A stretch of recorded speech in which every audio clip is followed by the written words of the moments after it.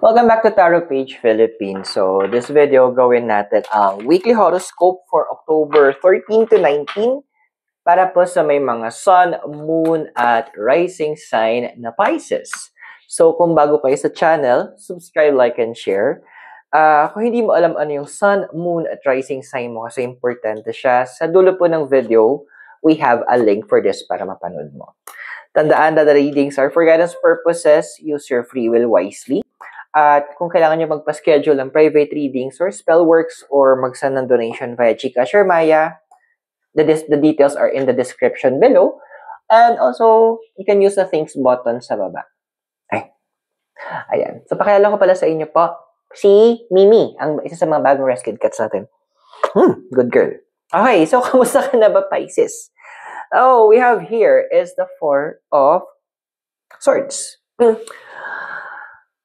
Yun talaga lang. So, what I'm getting here kasi, well, siguro it comes na water elemental ka. You feel na may mga parang connections na nawawala. Yung may mga parang naramdaman mo na unti-unting na slip away yung mga tao sa paligid mo. Parang ando na, kino-question mo, may mali ba akong nagawa? Meron ba akong nasabi na hindi maganda? Meron ba akong promise na hindi ko natupad? So, it is a question na parang ang dami nag-hunt sa inyo kasi parang ang dami sa inyo, you feel that you are alone. Parang andoon na nag-activate yung overthinking nyo na tuloy yung emotions nyo nag-work ng overtime. And a lot of you guys, mang nakukuha kong energy sa Pisces is that yung may placement ng Pisces, you feel that nadadrain yung energy nyo physically. And parang ando na kailangan yung huminga. So, what's blocking you? Ano ba yung crossing mo? So, we have here is the Seven of Pentacles. Dude, ganito huwag ka masyadong, mabahala kung ano yung ginagawa ng ibang tao. You did your part naman. Now, the card is advising, si Seven of Pentacles, focus doon sa kailangan mong gawin. Focus ka sa sarili mo. Focus ka doon sa mga bagay na kailangan mong gampanan. Kasi, andito na pinapata ng card na meron kang mga bagay na nane-neglect na. So, pwedeng mga responsibilities mo to, or sabihin natin mga ibang relationship mo na nasa-sacrifice because masyado kang concerned doon sa ibang mga connection na sabihin natin, sorry sa term, hindi naman ganun importante sa ngayon. Pwedeng before, yes, importante siya. Pero, tandaan, nagbabago-bago ang value ng bawat relationship at tao as time goes by. Hard and sad reality yon. Pwedeng mahalaga ka ngayon, bukas hindi na.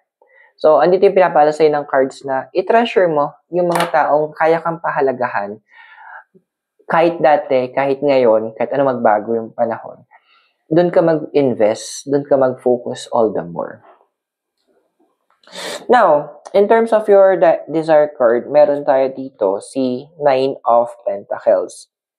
Well, Pisces, ando na, madami talaga sa inyo na gusto nyo maging big help sa ibang mga tao. Andoon na gusto nyo magkaroon kayo ng impact. It comes talaga with sa water element. Na kasi isa siguro sa mga capacity nyo is kaya nyong maramdaman yung naramdaman ng iba. Kaya nyo ilagay yung sarili nyo doon sa sitwasyon nila. At kaya nyo intindihin na, kailangan nito na may makikinig sa kanya or maybe kailangan niya na may makausap or may maniniwala sa kanya. And kaya mong mag-respond doon. Pero, ito ni pala ng cards wag mo i-overwork naman. Andun yung point na wag kang masyadong, involve yung emotions mo. Kasi, remember, although your emotion is your greatest gift, it is also your greatest, greatest curse. Kasi, kapag na-overpower ka na emotions mo, ewan ko na lang talaga, baka mamaya andun naman umiiyak ka or affected ka sa mga problem or concerns na hindi ka naman talaga involved. So, medyo iwas-iwasan na natin yung mga ganon. Now, yung foundation card mo kasi, we have here is the Three of Cups. So, siguro isa sa mga parang desire mo talaga is words of affirmation din. Isa sa mga hinihintay mo na love language. Yung tipong masasabi sa'yo kung ano talaga yung halaga mo, yung ano yung impact mo sa buhay nila, how important your life is to them. So, yung mga bagay, alam mo yun, napaka-simple lang naman yun. And andun kasi na, siguro, isa sa mga word, ikaw naman, the way you show your love towards others is yung, acts of service. May ginagawa ka para sa kanila. Meron kang mga actions, may mga, gumagawa ka ng service para makatulong at papakita mo, ito, ganito ka ka-importante or this is your value for me, that's why ginagawa ko to para sa iyo. And that's good, wala namang problema doon. But when it comes to your past, so makita mo yung connection na. Now we have here in the past is the Knight of Wands. Ayun lang, madami sa inyo medyo takot na makatanggap ng love. Mas prefer nyo na kayo na yung gagawa ng magpapakita ng love language. Pero kapag yung tipong tatanggap na kayo, may takot na kayo. Andoon yung point na the card is showing na because in your foundation, there are certain people na inasahan mo na kayang ipakita yung love na hinahanap mo. Pero ending, andoon na parang alam mo yung parang nag-utang na loob mo pa na ginawa mo para sa kanila yon. Parang, hindi ko sila gets. Ikaw gets kita, sila hindi ko gets. Yung point na parang, pasalamat ka nga pinayagan kitang pagsilbihan ako. Ay, wow! Parang ganun yung gusto nilang ipahiwatig o gusto sabihin, parang, ha? Okay lang kayo? Kung ako yung parang, dahil natira nyo, penge nga, parang ganda ng trip niya eh. So, hindi kita kayang sisihin na hirap ka or marami sa inyo hirap na mag-open ng emotions kasi nga ganun yung mga na-encounter nyo. But the cards are advising, hindi lahat ng tao pare-pareho. Pwedeng naka-encounter ka ng mga ganong mga nilalang, naka-encounter ka ng mga ganong nilalang, hindi ibig sabihin yung mga ma-encounter mo ngayon is puro ganon na. Now, the Queen of Swords, ito yung future na ikaw. Pinapakita kasi ng card dito na, my dear, wag kang paano ba ito put into words? Wag kang masyadong constrained sa mga nakikita mo lang or sa nararamdaman mo. Remember, pinapala sa'yo ng cards na kailangan maging bukas. Kailangan maging open. Pero maganda kasi dito ng future na ikaw with the Queen of Swords. May open ka pero may filter ka. Magiging bukas ka, pero may boundaries ka. So, andoon na gagamitin mo yung mga natutunan mo in the past para alam mo paano ipoposesyon sa sarili mo na kapag andun na willing ka to receive affection, to receive love, pero andun din na may protection ka sa sarili mo kasi hindi mo nahahayaan na gawin yung mga nangyari sa'yo in the past na gawin sa'yo in the present. So, mag-open naman. May boundaries nga lang. So, if you're new to the channel, don't forget to subscribe, like, and share. Pero tuloy mo natin yung reading mo. Ngayon ako magkakape. So, we have here is yung emotion environment mo is the King of Cups. O, yun na nga. Siguro andun lang yung point kasi as of now, madami kasing kakaiba sa paligid mo in terms of their emotions.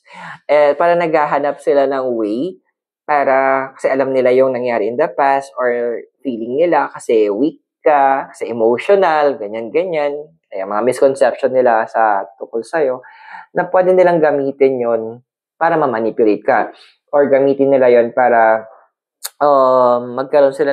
maggamit ka nila to their advantage. Pero tama lang naman na for now, medyo sarado muna ang parlor, sarado ang tindahan, sarado ang heart ng aking friend na Pisces, which is very good kasi nag-filter out ka na. Now, in the physical environment, we have here the Empress. Tama din naman yung ginagawa mo na medyo quiet ka sa mga tao sa paligid mo na hindi ka nag-share ng mga plans mo or masyado ng emotions. Parang namimili ka na rin kung kanino ka magkukwento kasi you already saw yung how they value yung mga sinasabi mo or yung mga kinukwento mo na nakikita mo na, ay, hindi man sila interesado talaga so ba't ba ako magkukwento? So, tama din yun. You need to learn paano maglagay ng mga boundaries sa mga ganong bagay na hindi lahat ng tao is kailangan nakukwentuhan mo. Kasi yung iba sa kanila, walang kwenta talaga. Now, hopes and fears, meron tayong 9 of Wands. Simple na may hopes and fears mo. Masuklian yung mga ginawa mo in the past. Kumbaga, kung nasabihin ko, pero common term gamitin ko, parang sana yung karma is maibigay niya, yung good karma is maibigay naman na sa'yo. Na ma-harvest mo yung mga naitanim mo magagandang bagay in the past. Yung, kung yung mga nakita ko dito na, na yung, kaya yung parang punong abala, kapag sabi pag may bisita, you may try to make sure na komportable yung stay nila sa dulog sa bahay, or may makakain sila, may maiinom sila, andoon na concern ka na yung mga tipong, oh, yung anak mo ba yung pang tuition fee na, nakakain na ba, chuchu? Alam mo yung mga ganon, hindi nila na-appreciate. And then you're just hoping na ma-appreciate yun at maibalik sa'yo ng universe. Don't worry. With the 2 of Wands,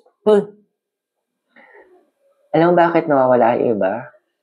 Kasi, when the last person na kailangan mawala is tinanggal ng universe sa life mo, saka darating yung good karma mo. Why? Kasi wala silang karapatan na makihati o makishare doon sa ibibigay sa'yo ng universe. Kasi this is a holistic blessing na ibibigay sa'yo. So, holistic, ibig sabihin, lahat na aspect ng life mo is tatamaan ng good energies na to. So, kaya may cleansing muna. So, I hope nakatulong yung readings. Those are for guidance purposes. Use your free will wisely. Tandaan, those readings are for, kung bago pala kayo, so don't forget to subscribe, like, and share. So, Pisces, maraming salamat. God bless, namaste, Hare Krishna, and blessed be. And I hope to see you on our next video. Wala po dito sa Baguio City de Cero. I'll see you on our next video. Bye for now!